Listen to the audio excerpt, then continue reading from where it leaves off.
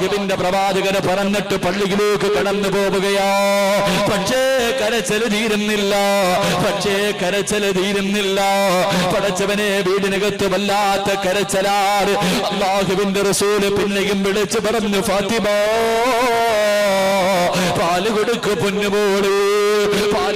പൊന്നുമോള്. രണ്ടാമതും പറഞ്ഞു, മൂന്നാമതും പറഞ്ഞു.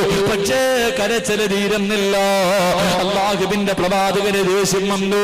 സഹാബത്തിന്റെ ഇടയിൽ നിന്ന് ഇറങ്ങുകയാണ്. പൊന്നുമോളുടെ വീടിനകത്തേക്ക് കടന്നു ചെന്നിട്ട് ലോകത്തിന്റെ നേതാവ് തന്റെ പ്രിയപ്പെട്ട പൊന്നുമോളെ വഴക്ക് പറയുകയോ. രണ്ട് മക്കള് വിശന്ന് തളർന്നു കിടന്ന് കരയുമ്പോ ഒന്ന് പാല് കൊടുക്കാനുള്ള മനസ്സ് പോലും നിനക്കില്ലാതെ പോയല്ലോ. നീ നൊന്ത് പ്രസവിച്ച മക്കളല്ലേ ഫാത്തിമ. റസൂലുള്ള വഴക്ക് പറയുമ്പോ ഫാത്തിമ ബീവിക്ക് സഹിക്കാൻ കഴിയുന്നില്ല. രണ്ട് കൈയുമെടുത്തിട്ട് മുഖത്ത് പൊത്തി